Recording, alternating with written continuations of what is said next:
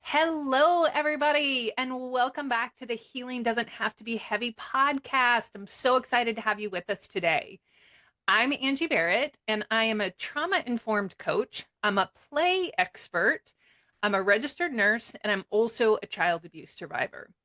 As I was on my healing journey from years and years of child abuse, I felt like I was in this pit of despair and this hole and didn't see any hope or lightness or joy on the journey. And now that I'm where I am on my healing journey, I realize that there are so many incredible options out there to help women as they're on their healing journey.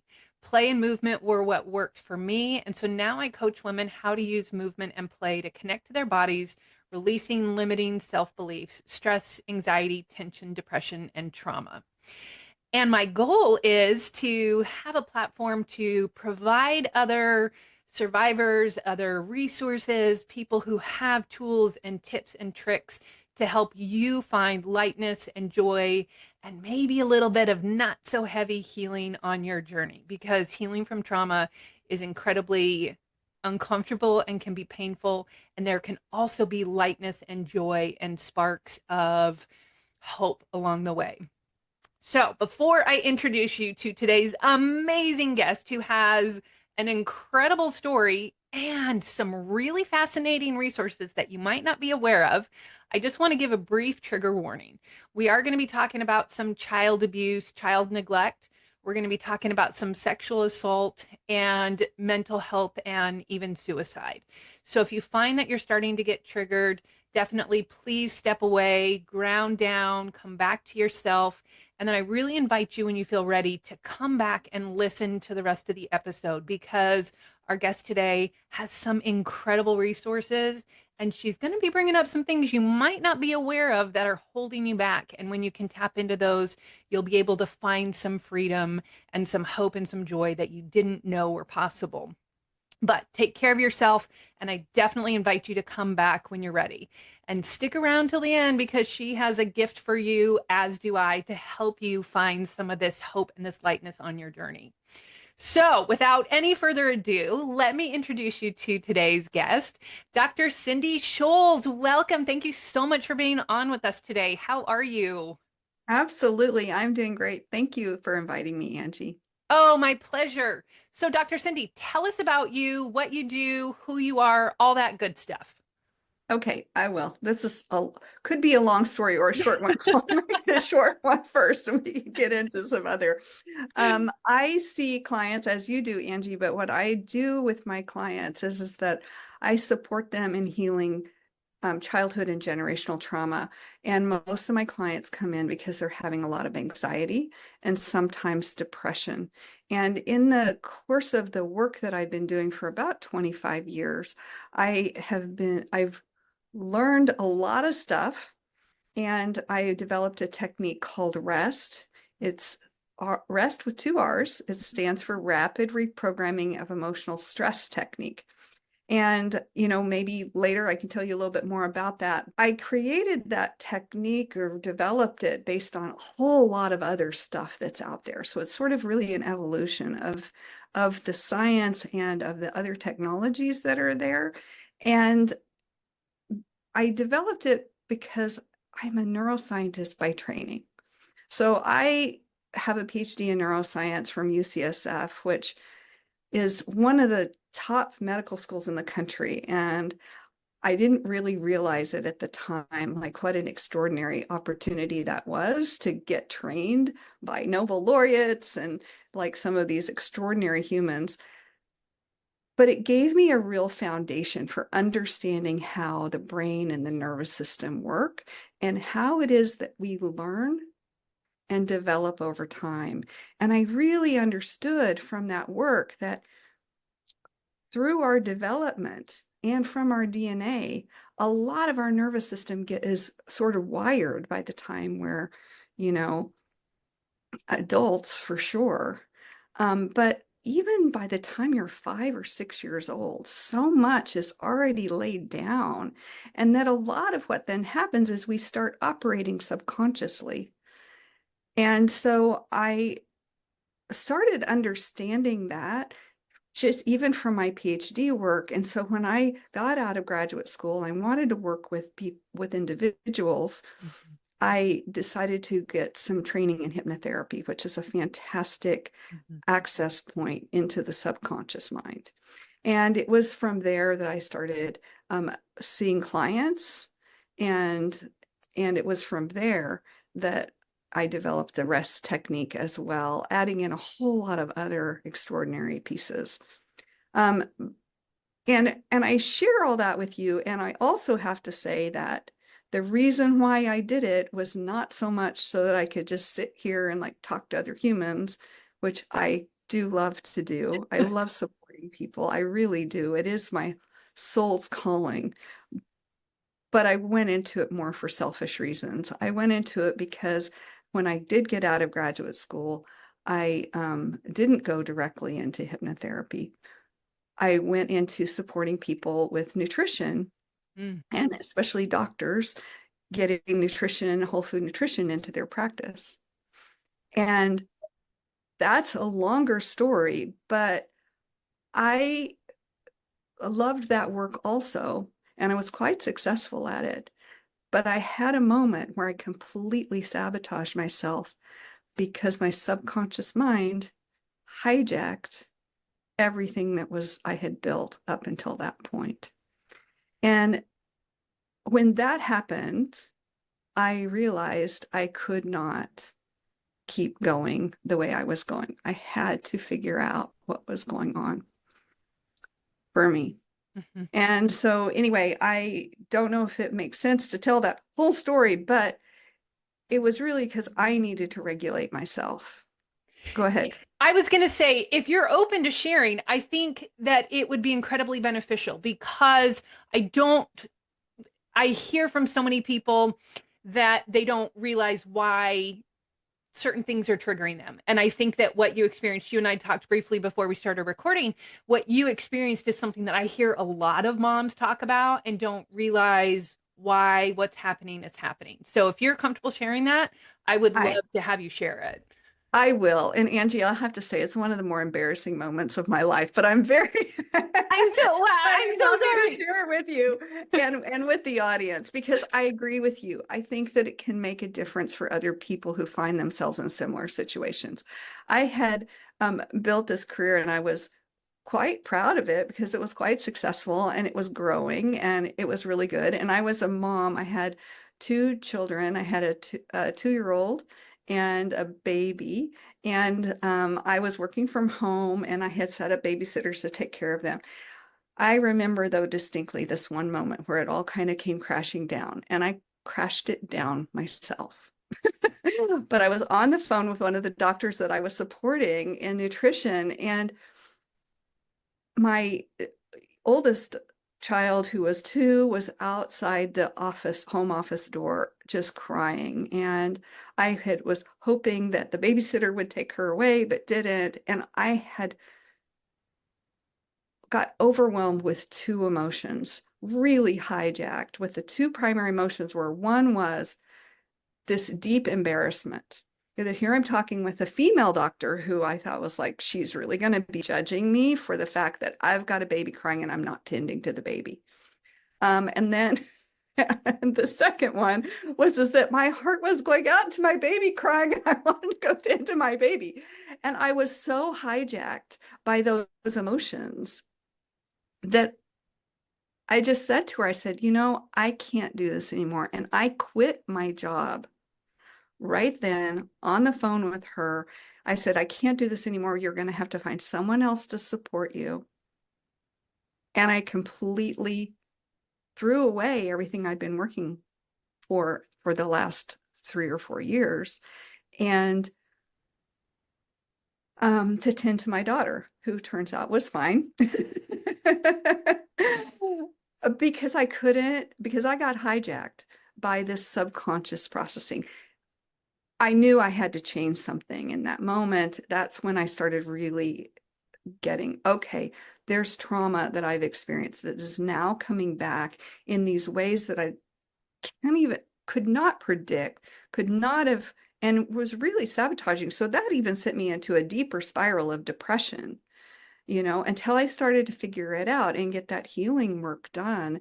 And that's when I discovered hypnotherapy and some of these other techniques that I built rest upon, because they helped me process the trauma that was basically, my father left when I was 2. My sister was a couple of months old, Mm. which is just about the same age as my kids were when this came up for me. And that early imprint of my trauma came back full impact when my children were the age that I was when the trauma occurred. And I didn't figure that out until actually many years later.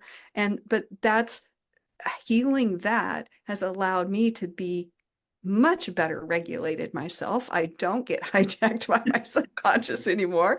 I still have emotions. I just want you to get that. I still have emotions, but I let them be my guides. And I have learned how to come back into play. So I love what you do, Angie, because I think that that's the ultimate healing, when you can recapture the playful, curious, creative child that you were before, whatever that, whatever there may have been of trauma. And yeah, so I think that's the, my heart goes out to people who are getting hijacked, don't know why. And the work you do, the work I do, it can help people figure it out and process it and come back into a place of joy. I just want to say thank you for sharing that. That sounds like that was an incredibly vulnerable story to share for you. And you said you were a little embarrassed. I can honestly tell you, I have blown up my life more than once. I had to quit nursing for the same reason, almost kind of walked out. I was like, I can't do this because I was so hijacked by my emotions. And so I think that's incredibly common. I hear that from a lot of the women that I work with. They're like, I don't even know why, but I'm losing my ever loving mind at things that I don't know why.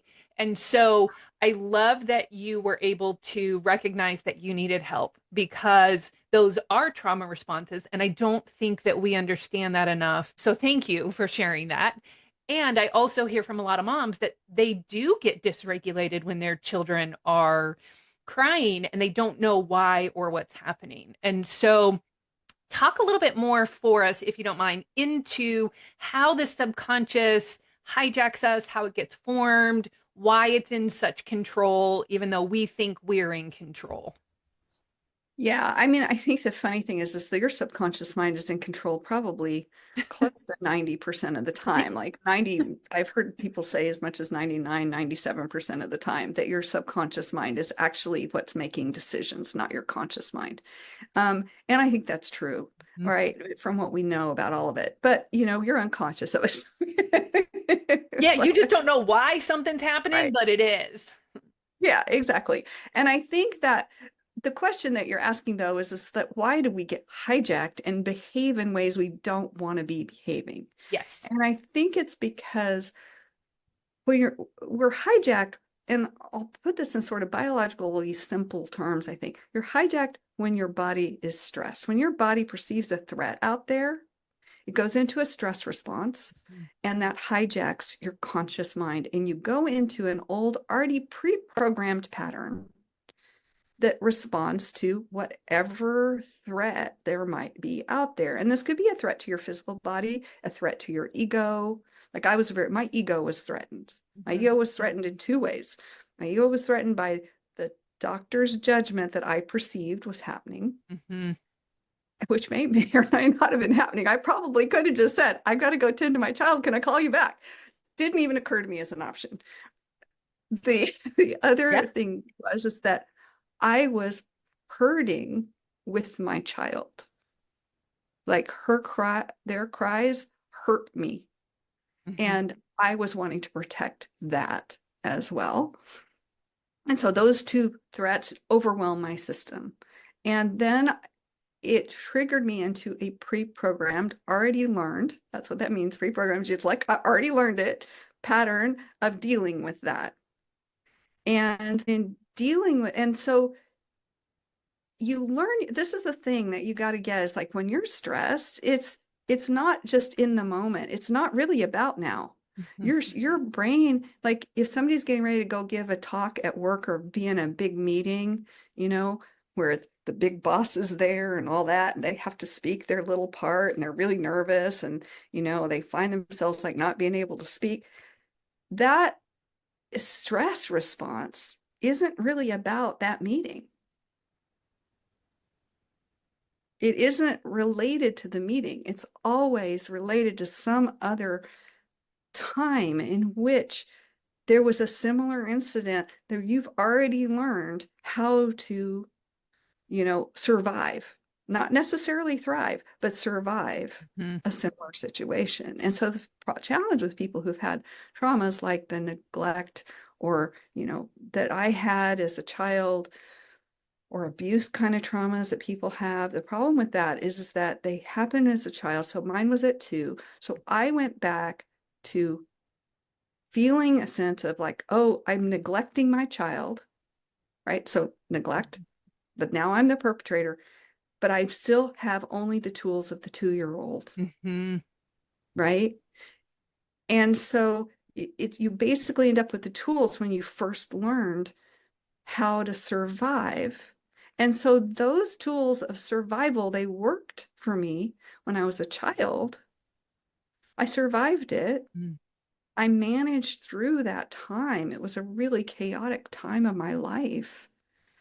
Um, my mother obviously was distraught, like it was a really challenging time for everyone around me.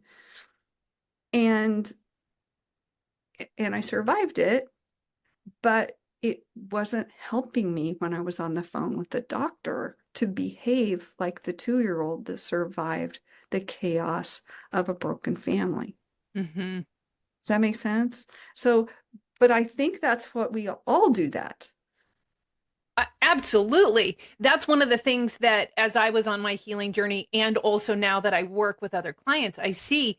So I describe it a little bit differently is the negative beliefs that we carry about ourselves. I'm not safe. I'm unlovable. There's something wrong with me. They're all Yeah. formed typically by experiences we had in our younger years. And then we just Yes. continue to act those patterns out because the memory chains in our brain just keep reinforcing those negative beliefs. And so it's getting at those core wounds that we carry Yes. in order to release it. And hypnotherapy is a great way to do it.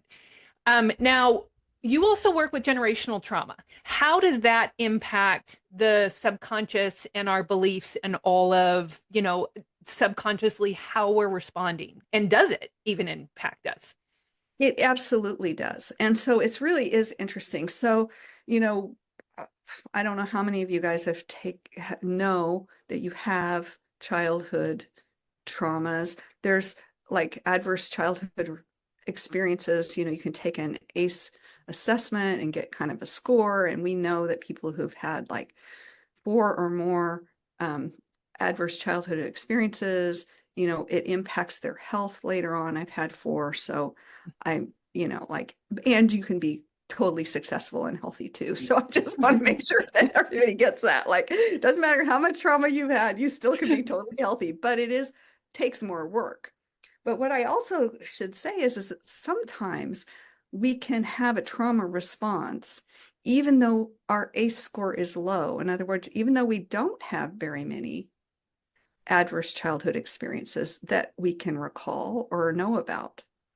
And there's 2 reasons why that's true, that you can still have your mind hijacked as if you've had trauma. Mhm. And there's 2 reasons why that's true. One reason is that you can be carrying generational trauma. And I'm going to share a story with you in a minute that describes that. But the other reason is that sometimes trauma occurs for a child very differently than it does for an adult. And I'm going to give you another story that we didn't talk about before because I think speaks to that point. I had a client that came to see me, who was very successful career, but in her career, there was a need for more visibility. And and she was doing it. She was doing it, but it was very trying. for her. And trying in that, it just took a lot of energy, a lot of emotional energy, and it was taking a toll on her body. She was starting to feel a little burnt out by it. And so she's actually doing really, really well. But this, you know, depletion of energy that she was experiencing and doing what she knew was her life path and bringing her joy was just becoming overburdening. Mm-hmm. So I did a session with her and we found there had been a trauma. So this is so interesting. At 2, no, this was actually, she was much younger. She was 9 months old and she was sitting outside, as many 9-month-olds do. She became very fascinated by an insect, a ladybug, something like that. And she squashed it Mm-hmm. and was horrified that she had taken the life that she had so appreciated,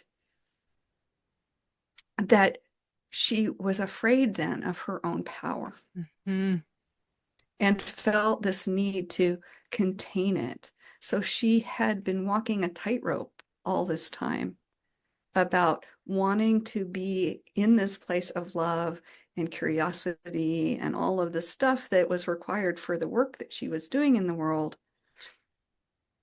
but also wanting to tone her light down not to hurt anyone by outshining them or being too powerful or whatever. And it was very challenging for her.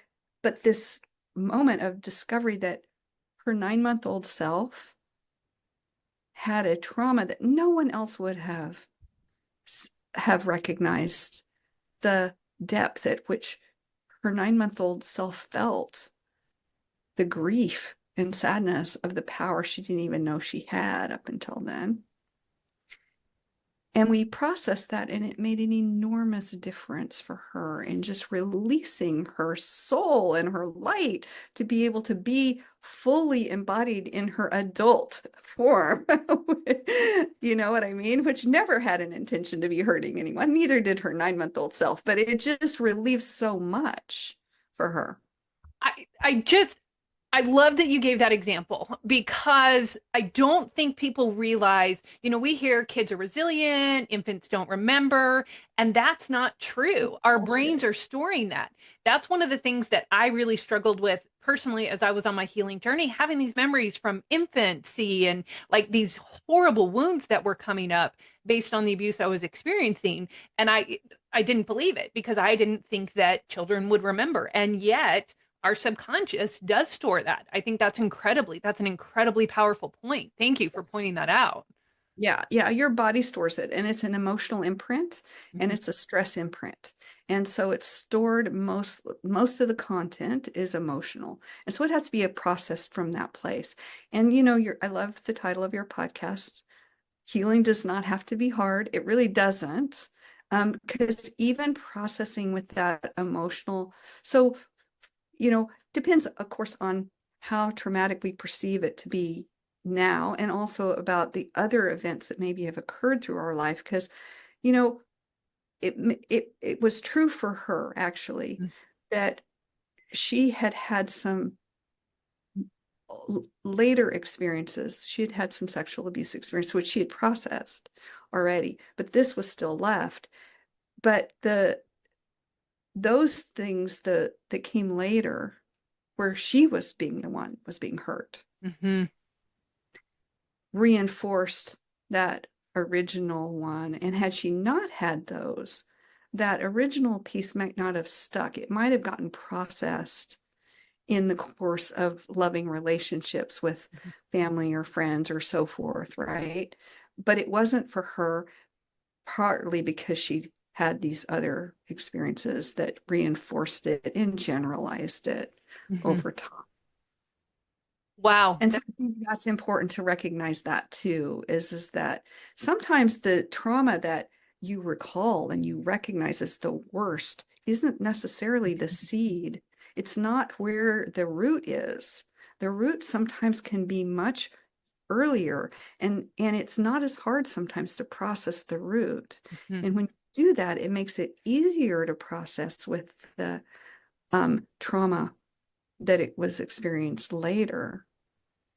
And so if you can go through that process of processing it in layers, but getting the root first, processing a lot of emotions there, then it's not so difficult to process. Because when she was being hurt, physically hurt, she was using her 9-month-old, I need to contain my power to Belief, them. emotional response. Yeah. Exactly. Exactly. Which really was probably, well, who knows, whether that was the way to survive or not. Like, I don't know.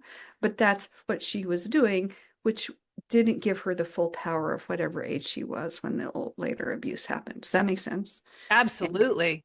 Yeah. Yeah. And then you asked about, and I think I want to share this too, if we have time. You Yes. asked about generational trauma. And I think Yes. that's the other thing, that we can be carrying trauma responses in our DNA without knowing it. And so I had a client, and this is where the trigger warming is coming. Mhm. This client was frustrated, young woman frustrated with depression and anxiety that she didn't know where they were coming from. It was really making it hard for her to enjoy her life. Um, and she didn't have any known, remembered traumas. We did a few sessions where we found some things like what we just talked about, childhood traumas, but she wasn't getting the breakthrough. Then we had a session where we came back to many generations previous on her father's side of the family. She had an ancestor who was a woman who had been raped by a cousin while she was pregnant. Mm. And so that trauma response of the ancestor, and then the baby who was also then experiencing it, right? So the baby in the womb was experiencing it. That was getting embedded in that baby's DNA. That baby was also her ancestor. So to have that experience embedded in the DNA, she started looking at her responses in her life because she had been responding as if she had been physically raped, but she didn't have any history of that in her Mhm. life. She did have a history of a father who was suffering from depression, as if he had done something really horrible, but it wasn't clear what that was. But in any case, he ended up committing suicide. So there was neglect on that. But that didn't explain why she was acting as if she had been physically abused when she hadn't had that.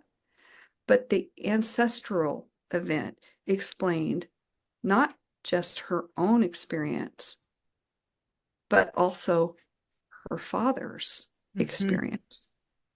And then and it was very complicated, but that ancestral experience explained so much between her relationship with her father. She really pushed him away as if he had been a perpetrator, even though he wasn't, as far as anybody knows. And he acted as if he was, in that he, not that he did, but he had carried the guilt as if he was. Yeah. Does that make sense? Yeah.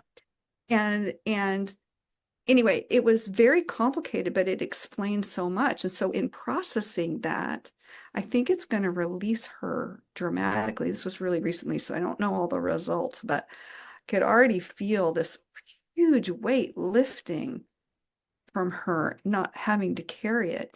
And when you process a generational trauma like that, you're processing it not just for yourself, Mhm. but I think energetically from generations previous, the entire lineage, but more importantly, absolutely for generations moving forward. So if Yeah. you're having any children, it's shifting that pattern so it won't be handed down.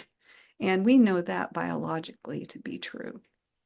And so that is not just happening on an energetic level, it's also happening on a biological level. And it does take some time for the biology to catch up, but it does happen. And so that's what, that the process of healing is not instantaneous, even though Mhm. sometimes it feels like it. It is a process. And I think the end is giving people access to what I love that you teach, the play, the joy, and so forth. I'm like, I want to have another conversation with you. I think I'm going to be Right? referring people to you, you know? Yeah, I'm Yeah. all about the play and the fun. And I'm going I to know. say that working on the generational trauma, I've done generational healing myself. And that Uh-huh. took a layer for anybody listening out there and you're like, oh my gosh, hogwash, generational trauma, that's not a thing. 100% it is. I realized Oh, I was absolutely. carrying generational trauma from my female ancestors about having to sacrifice everything and scarcity and not having anything for my own. And so now that I'm stepping out and being this loud, outspoken, you know, big survivor, thriver, I should say, that brought up a whole lot of stuff for me about my ancestral trauma. And as I was working through that ancestral and generational trauma, that just shifted. So 100% definitely check out Dr. Cindy's work with generational trauma. And how does hypnotherapy allow you to get into some of these places in the subconscious that are really hard to get to? So, it's a good question. And I'm not using hypnotherapy for most of Oh, this work, what okay. I'm Just kidding. describing. Hmm. I'm using, no, I hadn't, and I was trained in it. So it's good. And most people think when they come see me, we're going to do hypnotherapy. We do a little bit, but really what we're doing is we're doing the rest The technique rest. Okay. I described before. And one of the things that distinguishes it from hypnotherapy is that it accesses the subconscious mind through the body, through the stress response, Mm-hmm. and not from hypnotherapy can access the subconscious more through thoughts, memories, feelings, that sort of thing, but it's not very direct. The stress response gets underneath the radar. Like you cannot lie the stress response. You cannot keep it covered up. You can't smoke screen it. Mm-hmm. And so that's why rest is so powerful because it sort of laser focuses, this non-invasive laser focused brain surgery is what we like to call it, because it gets right to that very specific pattern where the seed was planted, where the root is, and it helps us also understand which emotions were present and what information was relevant to that piece. Um, and the stress responses tells all. And this is the thing that's so interesting about the generational trauma is that there's a lot of biological evidence and scientific research to show that epigenetically, it's not that the DNA changes, but the way in which the DNA is expressed changes, and that expression pattern is what gets carried down from generation to generation. And it's very clear that that happens and related to trauma. And then our psychological reactions then is the people that are recipients of the generational trauma too. So very, very clear that that's going on biologically. Um, and so, yeah, we're just tapping into that from the biology of the stress response. Oh my Now, gosh. Oh, go ahead. well, I was going to say there's also an energetic response. So for those of you guys who are really into energy medicine, yeah, they run parallel to one another. They cannot be separated. You cannot separate the stress response from the energetic response. You cannot separate the stress response from the emotional response. You can't separate the stress response from the embodied somatic response either. And you can't separate from the way in which you're thinking. Hmm. It's all 100% integrated. Even your posture and where you hold your gaze is all related to this. And so the stress response is just like, let's just dig through all that and like go right in there. And that's, yeah. Oh my gosh, Dr. Cindy, I could talk for hours to you about this because I love it. This is amazing. And thank you so much for sharing this with us. I'm going to ask you two questions if you're okay with it. Um, if you could change anything about your healing journey, if anything at all, what would you change? Gosh, that's a hard question because I reflect back on it now and it feels like everything was perfectly aligned. Right? And I even appreciate the suffering that I've had to face and undergo because every single piece of that has added to the journey and I've learned something from it. It's felt like there's been a gift or a learning for everything. And so while I don't wish suffering on anyone, I don't know that I would go back and change anything. I've kind of come to this place where I feel like I am now living into my soul's calling. And And it that took those struggles to get you there. it, and Yeah. that's exactly right. It absolutely did. I feel like my soul probably made this choice. This is the way it's going to Yes. look. And I now feel like I've come through the other side, and I'm sure there's probably going to be more challenges. I'm 60 something, and I know, but I know I can face them. Yes.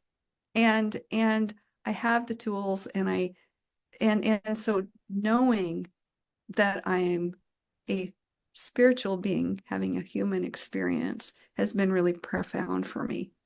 And so I don't think I would change anything because I think I needed all of it in order for me to get that.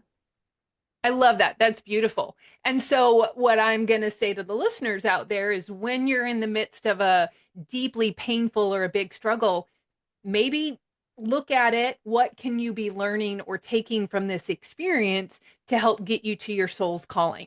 That was something for me that really helped me change my mindset around it. Not that I would wish, same thing, not that I would wish suffering on anyone, especially not to experience what I experienced. And yet it still taught me something. So, what did I learn from that? Yeah. So, then my next question is if you and I could sit down and talk in 12 months, where would you want your healing journey to be that it's not now? Wow. You know, what comes to my mind is, and you asked me earlier if I would change anything. I wouldn't change anything for myself. What I would do, where I kind of hope is like, I have regrets about how my reactions affected those around me. Mm, And the and my hope is to be able to support the people who need it mm. to be on a healing journey so they can also find their soul path. Because I feel like and find the joy and all of that stuff that life has so available to all of us. So my healing journey is really just being able to live more into that. Um, and yeah, partly for selfish reasons, but mostly just because that's my soul has been calling me into that. And so I just want to keep following that calling. I love that. That's beautiful. So that leads us into what do you have for our listeners? You have a gift for them. I do. I do. And this is something that sort of really recently popped into my world. I will try to be quick about it. There's a little bit of a story here. And that is that I got this soul calling that I was meant to be a healer. And it kind of was also part of what started me on this journey of hypnotherapy and all that, like working with other people was coming from that place. That was like 30 years ago. But I didn't really know what to do with it at the time. I mean, and it was just like basically that's all it was. It was like you were meant to be a healer, and I was just finished graduate school. I was actually this was even earlier than before I had kids. I was like supposed to be, I was a teacher, and I'm like, I don't know what this means, and I kind of didn't really do a lot with it because I'm like, I don't know what this means. But recently, I've been working with a group of people who have come up with a way to create, and then I'm able to do this now too, I've learned how to create a blueprint for your soul's destiny, which is a Mm, reflection of your soul self, like what your soul has come into the world this time on the planet right here to do, like at your with your highest potential. Who are you? You know? And and so I'm offering that quantum destiny blueprint, which is a soul, you're the reflection of your soul about who you are, and to people here, because I have found that it's great to do healing, but if you don't know where you're going, you kind of get a little bit lost. You've lost this old self, you've lost the old ways of operating. Now, what am I up to? Now, what am I doing? mm. And that's just a little bit of a shortcut because what I think is when you receive yours, you'll recognize yourself and you'll go, oh, I always knew that, but I didn't have words to speak it. And so that's what this quantum destiny blueprint will give you, some words to speak it. So it's the words from your soul to your soul. That is amazing. Everybody go grab it. We'll drop the link down in the show notes. So go see what your soul is trying to tell your soul. That is fantastic. Dr. Cindy, thank you so much for all of this. And if people want to reach out and get in touch with you and work with you on your R rest, your double R rest program, how would they do that? What's the best way to get in touch with you? I think probably just send me an email, Dr. Cindy at drcindy@mindwaveinstitute.com, or go to my website, drcindysholes.com, and you can find out a little bit more about me there too. Fantastic. We'll also drop all those notes down in the show link. So go check her out. Go look into generational and ancestral healing because you might be surprised how much you're carrying that you didn't know, and subconsciously things from your infancy. So thank you so much for sharing all of this with us. And also down in the show notes, I'm dropping y'all a link for my free, short, less than 5-minute movement sequence for when you're feeling overwhelmed. You've got that fight or flight, that stress response energy, and you need to get it out. Go grab that 5-minute movement sequence, shift your energy so you can come back to yourself and start to navigate without getting hijacked by your emotions and your subconscious. So, Dr. Cindy, thank you so much for being here. Listeners, thank you so much, and we'll catch you next time. Have a great day, everybody. Thanks, Angie.